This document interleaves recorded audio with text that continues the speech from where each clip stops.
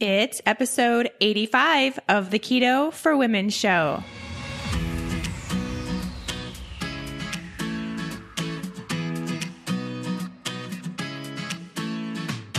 You're listening to the Keto for Women show. This podcast provides the tools you need to create your own expression of a healthy ketogenic lifestyle so you can stop obsessing and start living. I'm your host and nutritionist, Shawn Miner. Now, let's get on with the show. Hey, friends. Welcome back. Thanks as always for joining me on yet another episode of Keto for Women. We have a really great Keto Hot Seat episode coming at you soon. But first, I have to introduce you to somebody. There is someone else joining us for this episode of the Keto for Women show, and hopefully lots of episodes in the future if I don't scare her away. As I have mentioned, it's probably been a few months ago even that I first mentioned I would be trying out a co-host for the Keto Hot Seat episodes because it just gets really, really hard for me to ask the questions, answer the questions, stay on task, make sure I'm actually getting to the point. You probably all have noticed that at some point in these Keto Hot Seat episodes. And I just think that it would be helpful for me to have someone around, first of all, to ask the questions, but then also to ask any follow-up questions that maybe you as the listener might have based on what I've said as the answer and all that good stuff. So I have my business manager, Kristen, here with me on this episode and hopefully some future episodes. I don't know. She gets scared easily. So this is way beyond my job description. It really is. You did not sign up for this. No, I didn't. Kristen, hello. Welcome to the Keto for Women show. Hello, everybody. I would like for everyone to know you as well as I do, but that may take like 5 years because that's how long it's been that I've gotten to know Kristen. But why don't you tell everyone a little bit about yourself? Well, most kids in elementary school say they want to grow up to be, a doctor, nurse, or firefighter, something like that. And I wanted to be a radio DJ. So I feel like you're fitting right in already. This is the closest that I will ever come to living out that dream. So thank you for that opportunity. See, I'm just having you live your dreams. That's all. Yeah. But no, in reality, I'm also a nutritional therapy practitioner. I went through the NTA back in 2015, 2016. So following the footsteps of Shawn, and knew going into it that I probably wouldn't end up taking the traditional route of working with clients one-on-one. It's not really my jam, but I did want to find a way to merge my previous background in business with my huge health and nutrition passion. So once I finished up the NTP program, I ended up working on the technology and online side of business for a really well-known, quote-unquote, paleo-based functional medicine practitioner, and then eventually branched out on my own. And now she's helping me. So basically, what I can tell you about Kristen is that she is doing every single thing that you don't see for my business. I'm pretty much at this point just the face and the voice of Shawn Miner Health, and she's everything else. So really happy to have her doing that part for me, but then also excited to have someone to talk to. So I'm not just talking to myself in every single one of these episodes, right? Which gets a little old if you haven't noticed. It's hard. I would imagine. Yeah. No, I really like executing.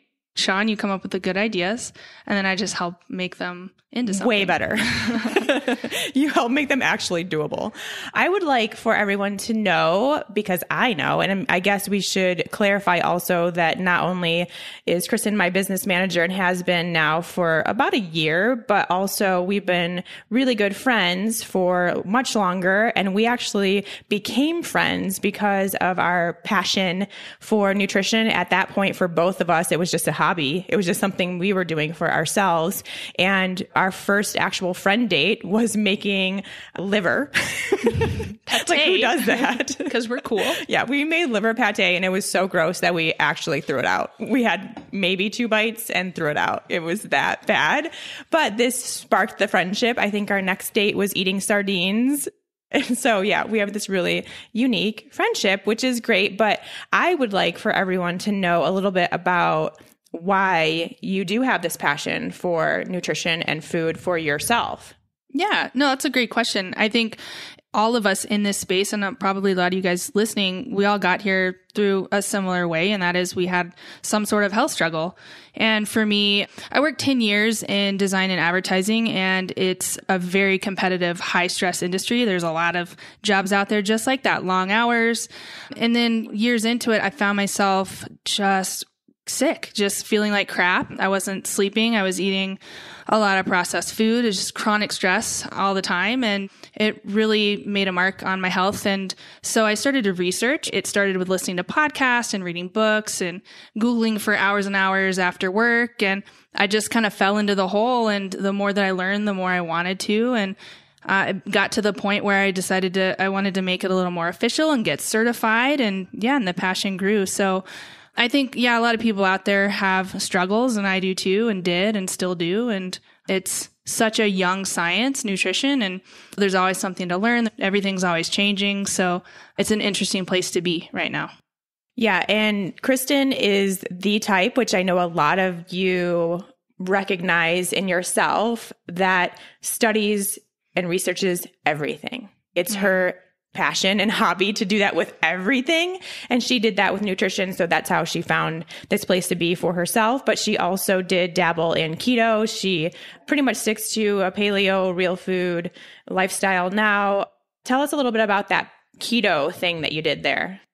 At the time, I think everybody goes through cycles and ebbs and flows. And at the time, I was having some wonky hormonal stuff and had read a lot about keto and how that could be used as a tool to help stabilize hormonal issues. So I gave it a go for a few months. It worked really well, at least for me, to do that. And I started to experience some other issues that weren't there before that I thought perhaps were because of keto. So I transitioned out of it after a few months, but kind of go back and forth. I think having that metabolic flexibility is great. And that's something I like to maintain, but I don't eat keto 100% of the time, but it's cool. Well, that's just a testimony to the fact that you don't have to be keto for the rest of your life in order to enjoy that fat burning state. She still very much eats a higher fat, lower carb lifestyle than probably maybe even a lot of paleo, air quotes people, but it works for her and she is enjoying that. So it's just proof that there's a lot of different ways you can go about this, and all that matters is you're doing what's right for you. And that's obviously her philosophy as well. So that's why she's a great addition to this show. So how it's going to work, Kristen will be here to ask the questions that you have provided us, and she will chime in if there's something that feels like there needs to be more explanation, or maybe she has even a differing opinion than I do, or wants to expand on something I said, or, maybe the question turns into a whole conversation. We don't know, but just be prepared for that. I think it'll be really fun. We will still make sure to answer your questions, so don't worry about that. One last thing that I want to say before we get into it is this is Kristen's first time ever, besides when she was like 7, being this radio DJ. First time ever actually being in front of a mic, talking to people. So she's doing great already, but just a little bit of a buffer there to let you know it may take a few episodes before we really get into this, because it's hard. I don't think anybody understands how hard it is to podcast. Oh, just even like right now, I'm learning how I'm becoming so painfully aware of how I'm breathing and how many times I say like and or any of those things. It took me about a year to stop saying like and every other word. It was really hard because you have to fill this void. You think you do have to fill the space, but you don't have to. They can just listen to nothing for a second while you're thinking. It's fine. So anyway, we'll get into the questions now, and it will be really fun. We have some great questions coming at you. All right, Kristen, you ready for some questions? Let's dive in. I'm really impressed. Actually, no, we're not ready for questions yet because I need to just make a few quick announcements. Just kidding. It was a test. You passed. Oh, great. One just really quick announcement that I want to share is that coming up very soon, basically next month, if you're listening to this when it airs, I'm starting to do some in-person meetups. Just while I'm traveling out and about, I want to try to meet as many of you as I can in person. That was one of my goals for 2019. So I will be doing these meetups as I go to the NTA conference in Portland, as I go to KetoCon in June. when I'm in LA for Expo West, I'll be doing a meetup there. So I just want you all to start thinking about it, have it be on your radar. I will give the official information next week on the next week's episode, but I just want you to know it's coming. All of the information for everything I'm going to try to do this year will be over at seanminer.com/events. So you can head over there anytime and check it out, see what's coming in your area. Hopefully we can meet in person. I did just want to bring that up really quick, even though I'm not even giving any real detail yet, just a teaser of what's coming in 2019 and that hopefully we can be friends in real life. Before we move on with the show, I have a great offer to share with you all coming from our friends over at ButcherBox. As most of you know by now, ButcherBox is the go-to source for the highest quality, best tasting meat sourced from happy, healthy animals. And I think we're all aware by now how important that is. For me, it's the only meat I'll eat because it's the only meat I trust these days. Even the meat at the grocery store nowadays that's labeled grass-fed isn't enough for me because many times that cow was still fed grains to fatten him up and they don't have to put it on the label. Cows are not meant to eat grains ever. This causes them to be really sick. They store toxins in their fat, and then we eat it, and it makes us toxic as well. None of this funny business happens with ButcherBox meat. Their beef is 100% grass-fed, grass-finished. Their pork is heritage breed pork, and their chicken is pasture-raised, which is pretty much impossible to find at a grocery store, yet so important. In order for a chicken to be truly healthy, it needs space to roam and feed off of its natural habitat. This does not happen with mass-produced chicken that most of us are eating today, and that's what's being sold to us. As you can see, I'm super passionate about this topic, the quality of meat I eat and the quality of meat I recommend you eat, and so is ButcherBox. If you haven't already made the switch to better meat and you feel like now is a good time, go to butcherbox.com/KFW and get a really great deal. For the month of January, ButcherBox is giving away 2 pounds of wild Alaskan salmon to every new member who signs up in their first box. That's 2 pounds of the best quality of salmon you can get. This salmon is awesome. I've tried it. It's beautiful. It's the most wonderful salmon color. That's how you know it really is a good quality piece of fish. And it tastes amazing as well, of course. Again, head to butcherbox.com/KFW, stands for Keto for Women, and get your hands on this offer, 2 free pounds of salmon to every new member in their first box. You don't want to miss this opportunity. It is only happening in January 2019. Free salmon. butcherbox.com/KFW. I promise you, you will not be disappointed that you made this choice.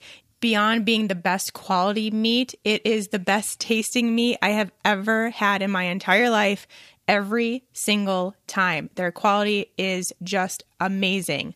And it's delivered right to your door, so you don't even have to do anything. You don't have to go to the store. It's all right there at your doorstep. You put it in the freezer. It's good to go for a month. You've got nothing to worry about. Head to butcherbox.com/KFW. Okay, now we can do questions. Okay.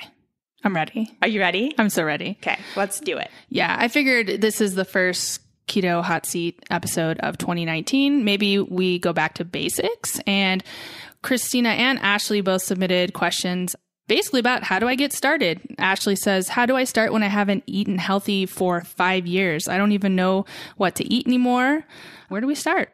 Yeah, I think that's a great thing. I love that we got this question because, keto has just absolutely exploded right now. It's just exploding, and it has over the past years, which is great. And I hope that continues, and I hope it continues for the right reasons, in that people are looking for health gains, not just going for the weight loss, but really trying to get truly healthy and balanced.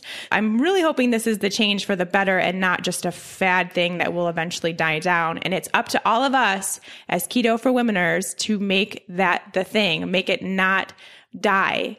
keep it up, keep talking about it, keep talking about how well you're doing, these health benefits that you're finding from being keto in order for it to become more of a lifestyle instead of just the next fad diet. So it's up to every single one of us. But already I digress. What I really am excited about though is that since it has exploded so much, there's obviously a lot of people that are starting keto for the first time.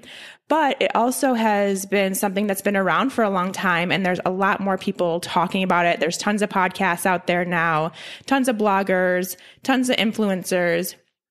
And it seems like in that time, there hasn't been a whole lot of talk about how to get started. It's like we're talking so much about all of the nuances of keto and all the different things that can go on once we're in ketosis, but we still need to talk to the people, which are so many right now, that just want to get started and want to get started the right way for them. So I'm really happy in episode 85 to be taking it all the way back to the beginning.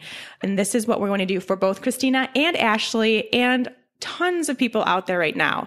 Now, as you all can imagine, I am not going to be giving you the answer that involves downloading an app to track your macros, figuring out which macros work for you, getting into this percentage profile. I'm not going to do any of that. I think you all understand that about me by now. That's not how I operate, mainly because if I tell you to start that now, then it's going to be harder for you to stop that in a few weeks when it's really becoming this unhealthy pattern and more of an obsession, and you're stopped living your life because you're so focused on your macros and your apps and calculators and all that thing. So I don't even want to start with it for you. I want you to start totally 100% already thinking about what you're putting on your plate in the way of how it will affect you as a person and not what someone else is telling you or what your app says you need to eat today.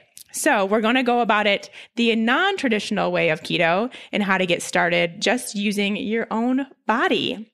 The first step, absolutely always 100% of the time, no matter what diet you're doing, for that matter, it doesn't even have to be keto. No matter what, the first step is always to eat real food. So this is where for Ashley in particular, she hasn't eaten healthy in over 5 years and probably isn't putting a whole lot of real food things in her diet right now. She's probably relying on these packaged processed foods.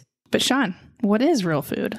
Well, I'm so glad you asked because there are people who honestly don't know what that means. And that is very common. And I totally understand why people don't get that right now because there are so many packaged processed foods. That's by far what is in our grocery aisles that it's confusing because you just think that anything is real food. It totally is because marketing is BS. And a lot of those packages say it contains real food. Yeah, so who exactly. knows what that even means? They will say all real food ingredients and then you turn the label around and it's anything but real food. I know. It's really, really sad. Which that is a good point in that if you are eating real food, there's going to be very few things in your diet that even has an ingredient label to read because it's just going to be like coconut oil or steak or beef, vegetables. These things don't have ingredient labels because they're just one ingredient. They came from the earth. So that's the first thing. You really want to focus on those foods that don't have ingredient labels to read, come from either an animal or the earth, as in it was grown in the earth and harvested and is now on your plate. So if you can start there, and I know it's super hard, especially if you're someone who hasn't really been doing this for a while, but it will make the biggest difference in the world. It will automatically make you eat a lower carb, higher fat lifestyle. That's just what it does when you're taking out these packaged processed foods that are, the cookies and chips and crackers and bread, all that stuff. Obviously, it's all carbs. If you're relying on these real food sources of carbohydrates like sweet potatoes, regular potatoes, bananas, plantains, apples, those kinds of foods, yes, in the keto space, they're quote unquote higher carb, but in just a real food way, in just a typical diet, that is still a lower carbohydrate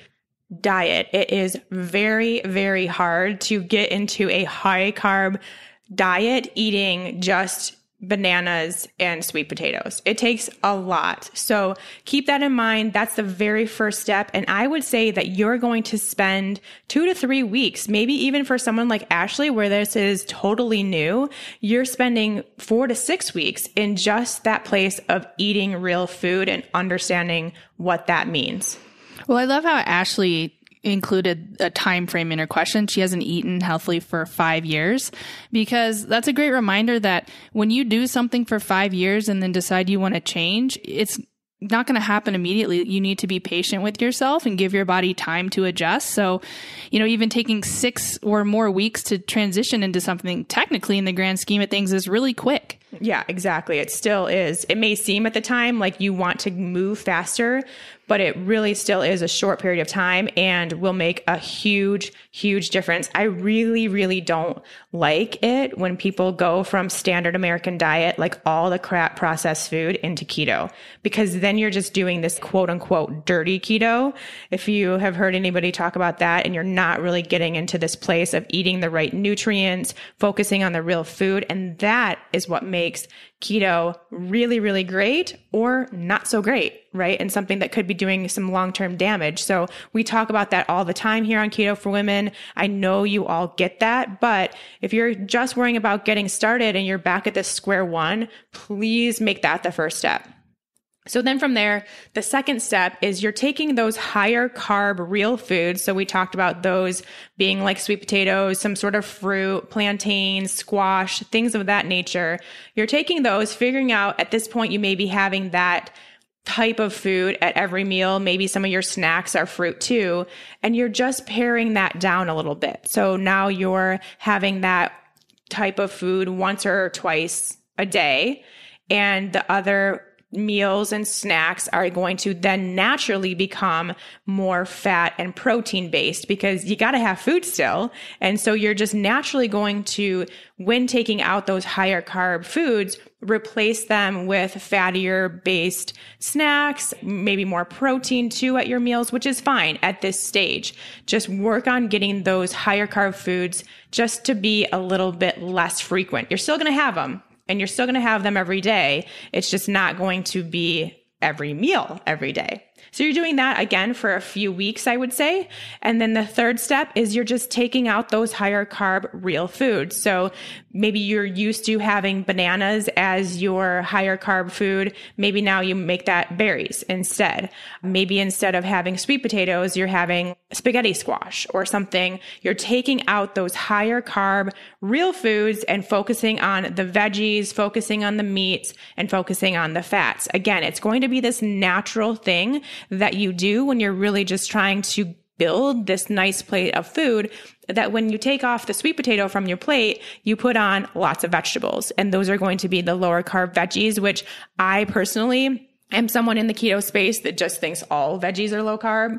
Just have some beets if you want beets, have some carrots if you want carrots, have leafy greens, have cauliflower, have broccoli. I don't care what vegetables they are, just eat vegetables and fill your plate with those vegetables. And then the cool thing is that with keto, you also obviously have to eat a lot of fat, and vegetables, really, in my opinion, any vegetable is way better with fats on it.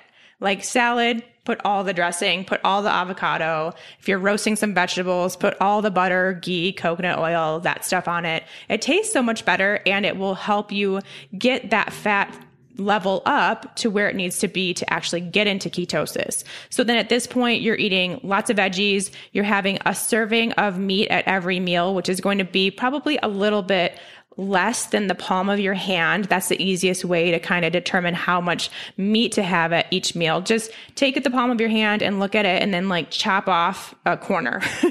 And that would be a good portion of meat for you if you want to be in ketosis. And then all the fats. So I would say at least 2 to 3 servings of fat at every single meal, and all your snacks should be fat-based as well too. That will get you to the point of eating enough fat to get you into ketosis as well. So really, this all in all could take anywhere from 4 weeks to 2 months, I would say. And that is because you are doing it slowly and safely for your body as a woman, as someone who wants to take care of their health. You're not doing any sort of crash dieting. You're not doing any sort of major disruption to your body so that it does not know what's going on and becomes super stressed out. That's what's really important here on the Keto for Women show. That's what I teach in the Fat Burning Female Project. That's why the whole Fat Burning Female Project actually came to be, is because too many women were just tanking their bodies by jumping into ketosis, and we don't want to do that. So this really kind of takes each step. It gives you the time to take each step, and it makes it a lot easier on your body. So that would be my way to get started. And you don't even have to track or measure anything. That's actually a great segue into our next question from Cindy. She's been eating keto for 6 weeks. I test my blood and I'm in ketosis. Meter reads 4 to 6. I have not yet started to feel great or experience loads of energy or mental clarity. I'm a soda drinker, have been for a long time, and I'm assuming my body is healing. How long can it take to start feeling the benefits of a keto diet?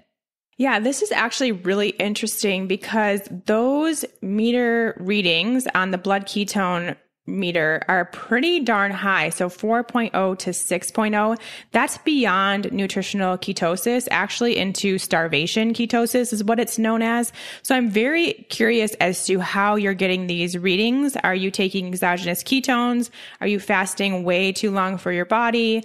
What is causing that?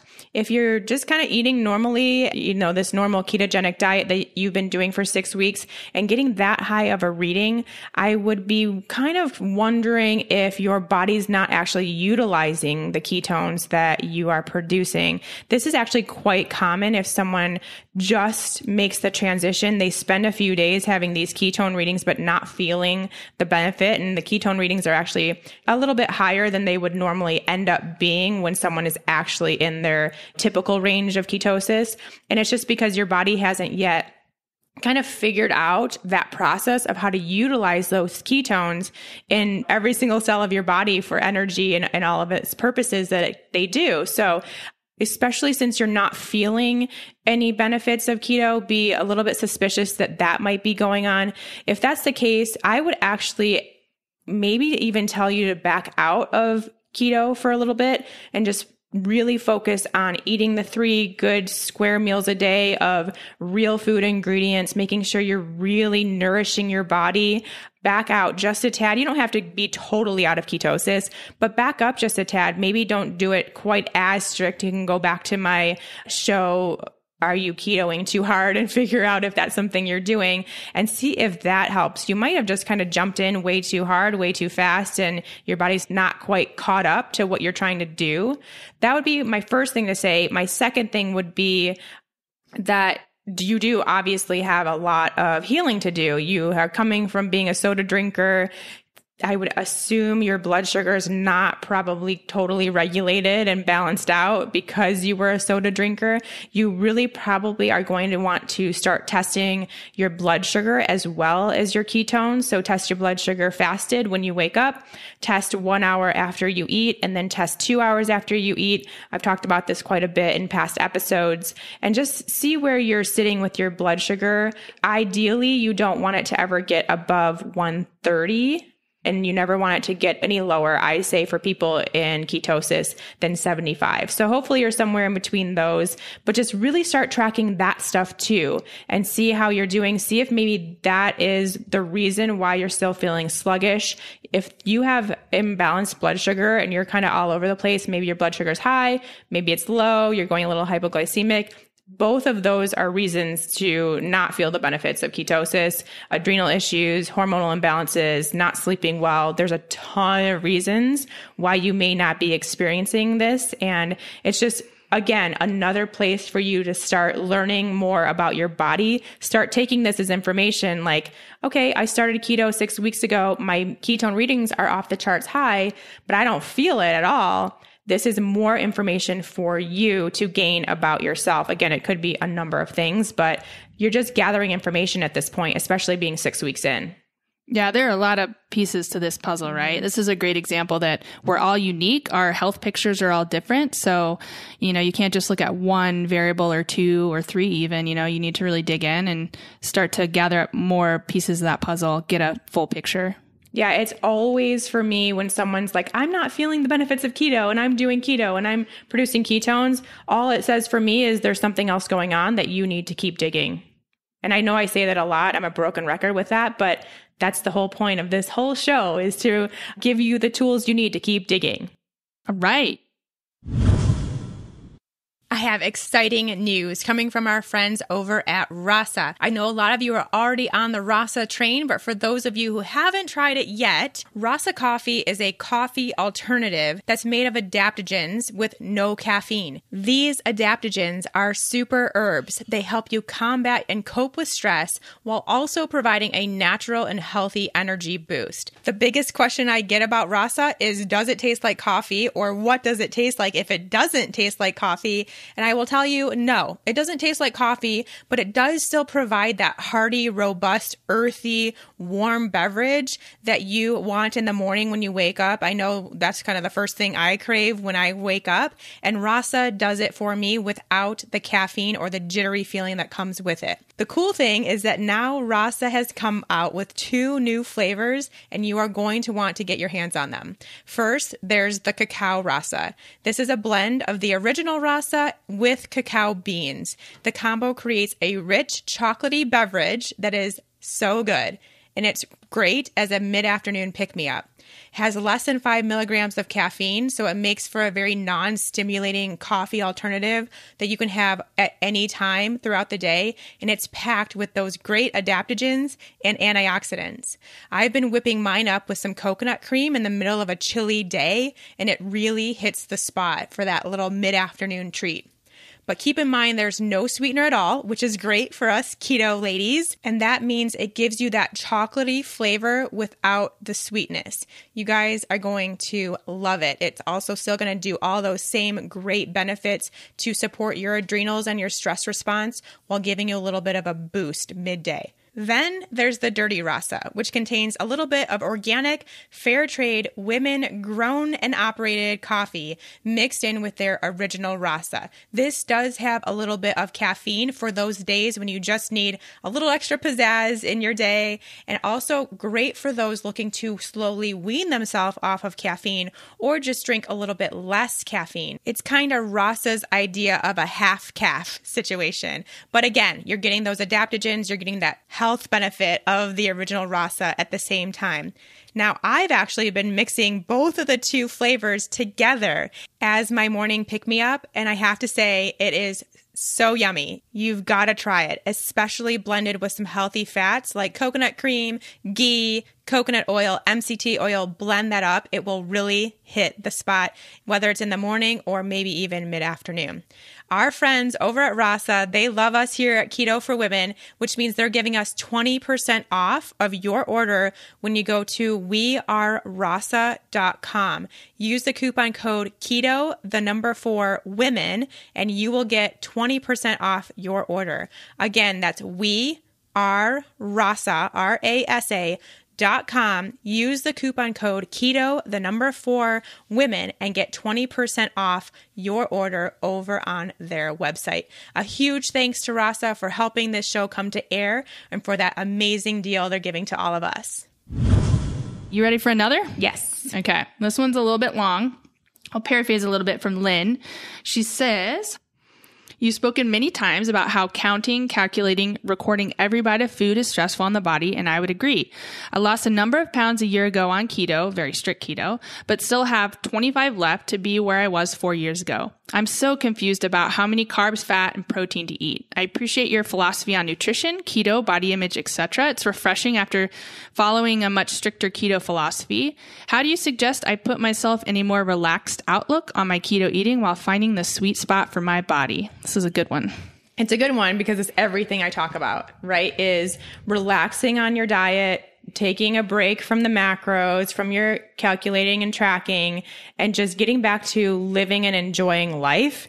I think it is just absolutely crazy the amount of energy and stress and everything we put on our body simply based on the food that we're eating. Like, why does it have to be that hard? It really shouldn't be. And it's not if you're just eating foods that you know work for you, if you're feeling really good, and if you're not in ketosis or you're not eating the macros that your neighbor is when she's getting results, it's okay. It's all going to be okay. I promise. So that's my first tip, is you just have to think about it much less. So take out all of the incoming information that you're getting, whether you're listening to this Facebook group talk about all of the success they had when they did these macros, and you're on the blog posts and you're listening to podcasts. You have all of this information coming in, and it's all outside influence that has nothing to do with you.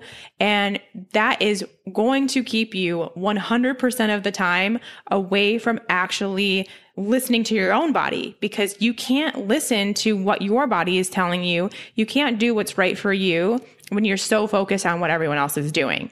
So please, please, please, even if that means that you don't log into Facebook, maybe you can deactivate yourself from those groups and just get back to your own life, your own body, your own health, and chill with it all.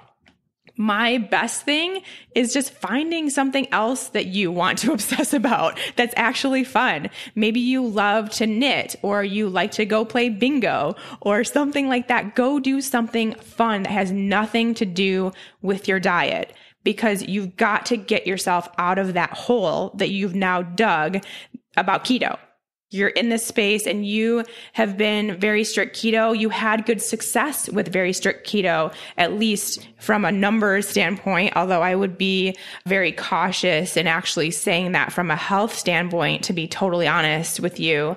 You lost weight, but what else did you lose in that process? Did you cause a hormonal imbalance? Did you stress out your body? You say you're noticing that you're feeling a little bit more stressed about food, and that is a really good sign that you probably caused some adrenal damage through the process of being very strict keto.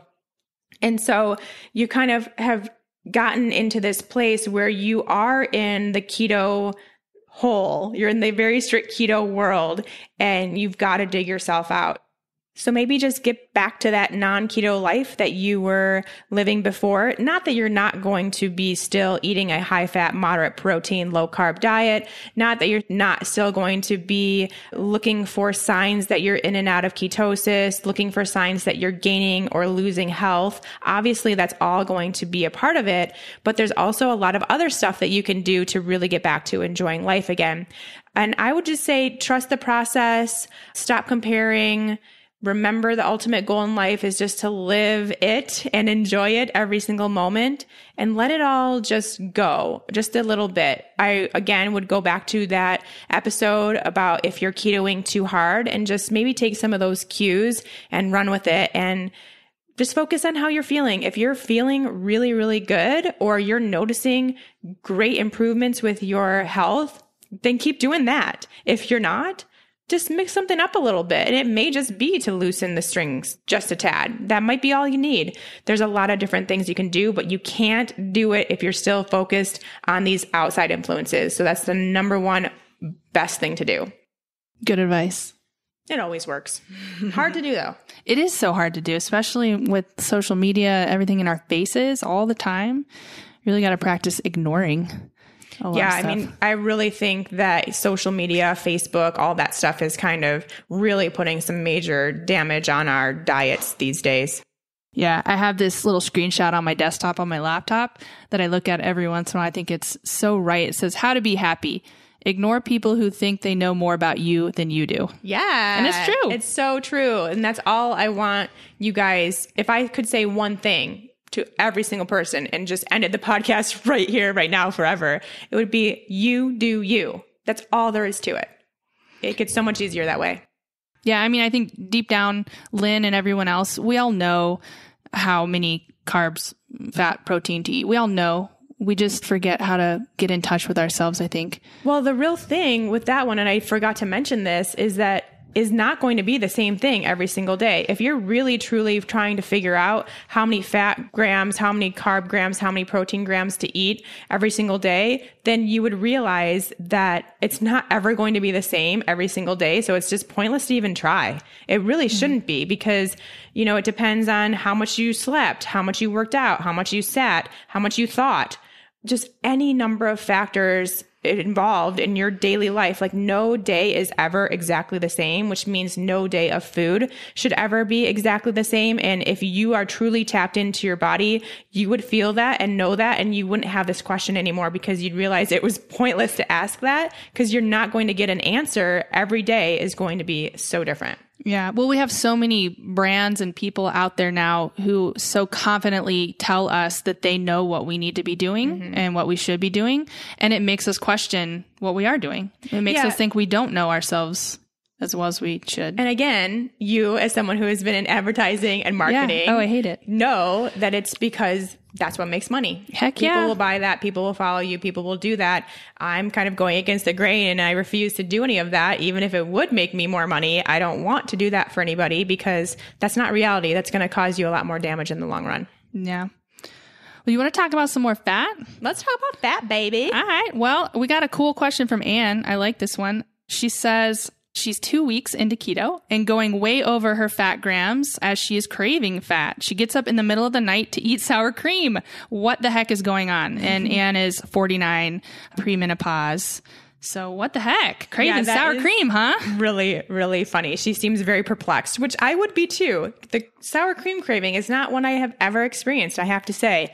Now, the first thing, before we even answer that question, first we need to dive into this a little bit more. Again, going back to what I just said, good segue, because she is just proclaiming that she's going over her fat grams, which who said?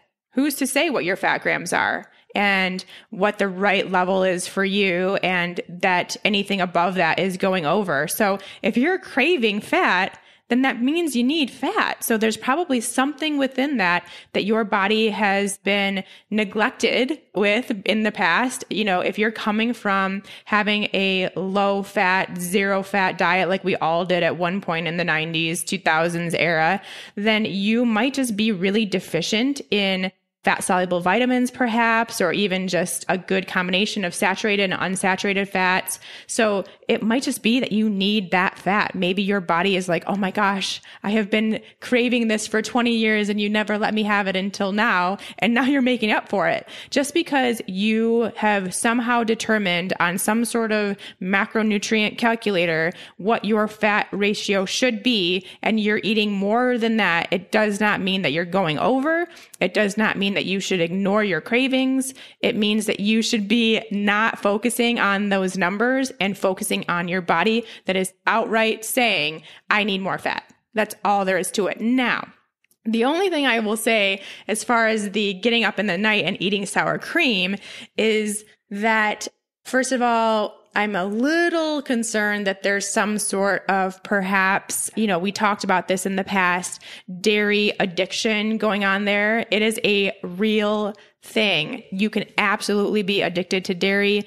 It is a known issue. You can go look it up if you want, but it could be, especially if you have started eating more dairy in the past few weeks while trying to get into ketosis, that now all of a sudden your body is legit becoming addicted. So if it's truly the sour cream that you're craving, or other types of dairy like butter, heavy cream, those kinds of things, I would be a little concerned that that's happening. And if you do crave fat, eat another source of fat that's not dairy based and see how that goes. See if you still crave it when you know it's not going to be dairy, because that would be a sign then that it's more of an addiction thing and not your body actually needs this thing. So if you would go eat a scoop of coconut oil, that's your clue that you need more fat. If you just want the sour cream, lay off the dairy.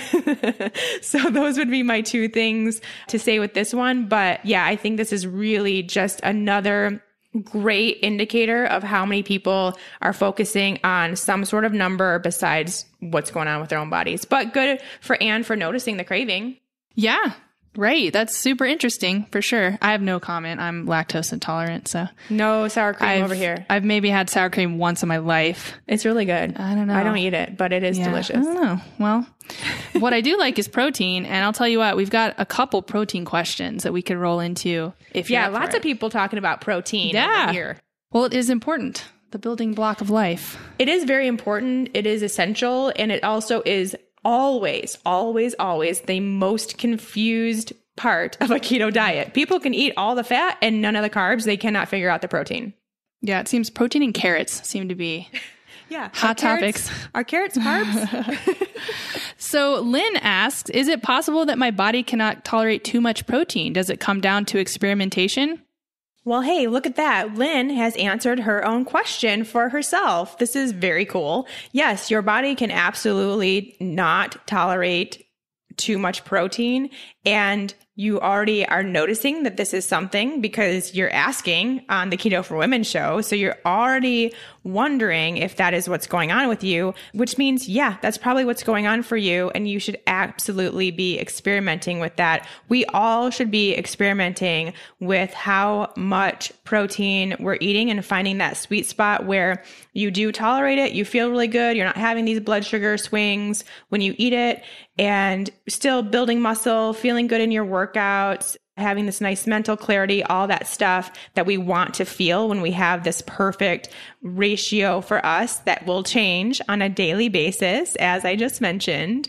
But just experiment, have a little bit less at each meal, have a little bit more at each meal, whatever you need to do to find your sweet spot. And experiment what different types of protein, right? Yeah, for sure. It doesn't all have to come from like these super fatty cuts of meat or, I think that's one of the things about the kind of old school keto that we talk about a lot between the two of us, Kristen and I, is this old school way of doing keto where we're having, ribeye steaks and bacon and fatty burgers. But you can also get your protein sources from good, high quality fish, good, high quality chicken, good, high quality turkey. There's a lot of other ways that you can get this protein and not just have to go to those fattier cuts of meat. And you might actually find that it might just be that you don't tolerate a specific type of protein or meat source right now. And that could be kind of the way for you to determine that you have a food sensitivity. Oh, yeah. Good point. Variety is the spice of life. Always. Yes. And it makes all food taste better. Makes you more excited for your meals is what it does. All right. So next up, Catherine feels the food coma, quote unquote, when she eats a big piece of steak. She thought that was only applicable to high carb eating. Any explanation, Sean? Yes, it's because that is not just applicable to high carb eating. It is also applicable to high protein eating. So especially if you are someone who has current blood sugar issues, if you have insulin resistance, pre-diabetes, diabetes, any of those things, or just wonky blood sugar kind of in preparation to potentially get into an insulin resistant state, then you will notice that you don't tolerate protein at a high degree all that well. Your blood sugar will skyrocket, which you can find out by testing your blood sugar after having a high protein meal, or just the way you feel. You may feel those symptoms of having a higher blood sugar. And if that's the case, then that means that you are eating too much protein at one particular sitting for your body. So again, we're talking about experimenting, finding that perfect spot to where we do find what works for us as far as protein goes. And this is all you're doing. You're just taking all of this information and finding that out. So those people that do have that blood sugar handling issue will likely be able to tolerate less protein at each sitting because we do also have a blood sugar response with protein. And obviously, the more you eat at each meal, that higher or more sensitive that blood sugar response will be. So again, that's why I think the protein thing is so hard for people to figure out with keto, because you have to find that sweet spot for your body. And it totally depends 100% on you and your blood sugar. It is not what your neighbor is doing that is the right amount of protein, because we really, truly do want to get to that point where we're eating the basically maximum amount of protein that we can eat without it being excess and without us having this blood sugar response, because protein is super, super important. So make sure you're just figuring that out. I personally would maybe cut that steak in half add some butter to it because butter and steak is really, really good together. So having any sort of fat along with your protein will help kind of tone down the effects that it does have on your blood sugar. Make sure you're pairing that protein with some fat and have a little bit less. See how you do, test your blood sugar, or just notice how you feel, and then slowly work your way up with the amount of steak you're having until you find your sweet spot. So the flip side to that, Samantha asks, well, she says, I've been eating a keto diet since February 2018, staying between 0.5 and 3.5 most of the time. The last month or so, I found that meat, poultry, pork, and eggs are quite repulsive to me. Is this unusual?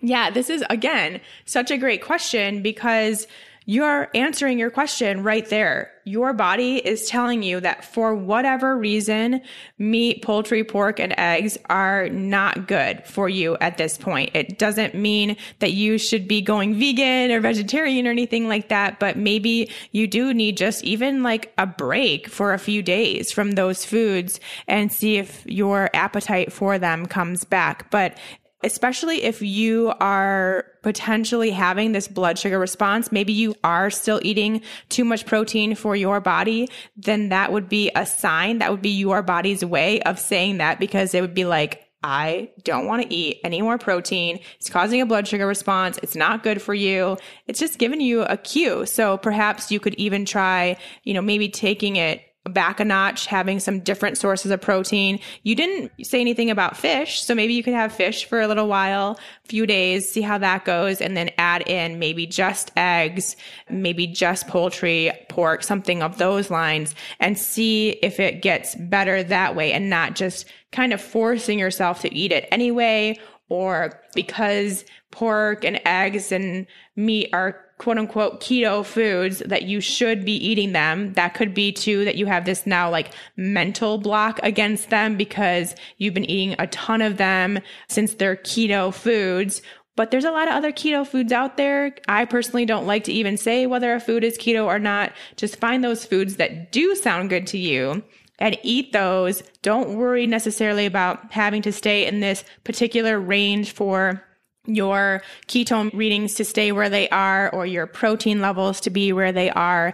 Just find those foods that do sound good, and hopefully they're still real food and not, chips and candy, and give that a go for a while and see how that goes. But yeah, it is actually a thing. I really do think it is a thing for when you have a food sensitivity or your body just doesn't need or want the nutrients in a particular food at that moment, that, yeah, they will sound gross. Well, food aversions are, in my opinion, one of my favorite signals to experiment with because it is pretty obvious, unlike an intolerance or something that may come out as a digestive symptom or a skin issue or headaches or whatever. It's pretty easy to be like, well, am I feeling like eating meat again or not? Yes or no, yes or no. So yeah, I posted on Instagram, I think it's been now probably 3 months or so. I randomly, all of a sudden, after 5 years of eating eggs almost every single day of my life, I was totally repulsed by them. I did not want to eat them. I had a full carton in my fridge and I just could not eat them. So I haven't really wanted them since. It's weird. I'm still waiting for the desire to come. I've had them once in a while over Christmas, had some, and they were fine, but I'm just not into eating that. And so I personally really, truly feel that it was my body keeping me from having a food sensitivity. So it really was at the point, like that day, it was like, you've had eggs too many days in the past 5 years. And if you keep this up, you're going to create a food sensitivity. Your gut's not going to be happy anymore. So I just took them out, and I'm just waiting for that moment where I want to put them back in. Well, it reminds me of how back in the day we ate seasonally. It was kind of a forced way to not eat the same thing every day. You only ate the plants and the things that were in season, and you didn't eat them for a half of a year until the following spring or whatever. And nowadays you can get cherries and grapes in the middle of winter and things like that. So we actually have to be mindful for ourselves to not eat the same stuff over and over and over again. Yeah, it's true because it is a convenience thing to eat the same things over and over and over again. However, when we do that, we quite often, I see this all the time in the Good Gut Project, you create food sensitivities when you do that. If you're eating the same thing every day, you will create a food sensitivity to it. So again, variety is the spice of life, Kristen. Didn't you know that? I sure did. You told me that about 5 minutes ago. So I'm a believer for sure. All right. Well, we have a few more minutes. Do we have another quick one?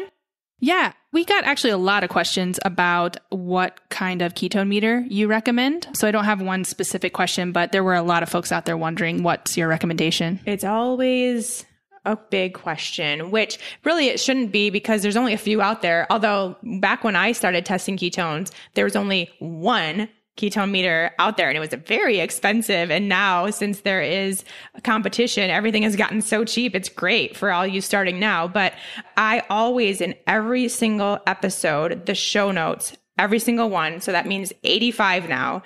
I post the ketone meters that I recommend. So I personally only recommend blood ketone testing.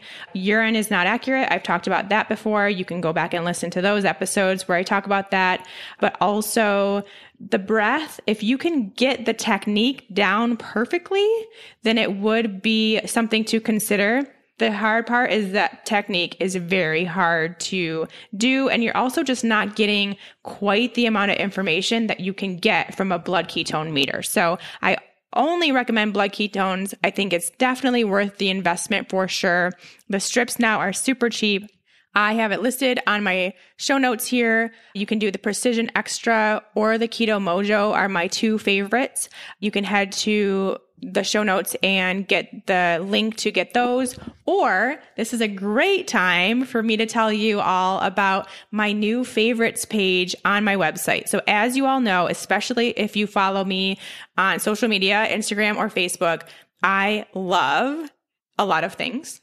And I love to tell you all when I find things that I love. I think that's a really important part about the job that I do is helping you find good quality products that don't have crap in them, that are actually real food, non-toxic, all that stuff. I take a lot of pride in my ability to do that. Well, we sure put things through their paces and make sure that they work, they taste good. Yeah, and one thing I don't ever share are all of the crap keto foods that I get sent on almost a daily basis here at the Shawn Miner Health headquarters, which is my apartment. But I get stuff in the mail, Kristen sees it, and a lot of it is total crap, and I do not even show you guys because unless I do a segment on this is why you should not eat this food, even though it's labeled keto, which I have started doing and it's actually really fun.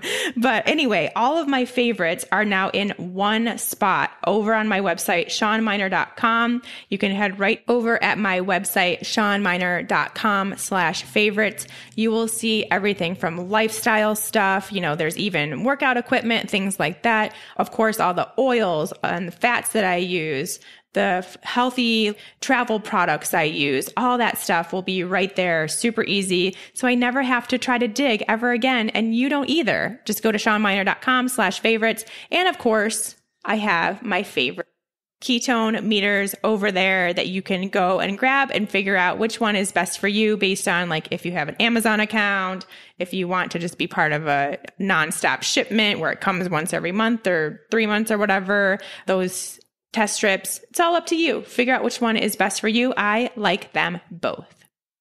All right. Kristen's first episode is in the books. Woo. How did she do, everybody? Oh my gosh, do not do that to me. Just kidding. I'm sensitive. No, she did very well. Super happy. I think this is really going to be great. Actually, what we're working on doing is creating the Keto Hot Seat episodes to be about a specific topic. So that's going to be really fun. I'll ask over on my social medias if there are any questions related to XYZ, like hormones, menopause, gut health, that kind of stuff. And we can really kind of hone in on one particular topic every single episode. I think that's going to be really cool. So be on the lookout for that in the near future. And other than that, we will see everyone next week. I have another great interview for you. You are definitely going to want to listen if you are someone that has hormones, which FYI, that's every single one of you out there. All right, ladies, have a great week. Take care. Bye.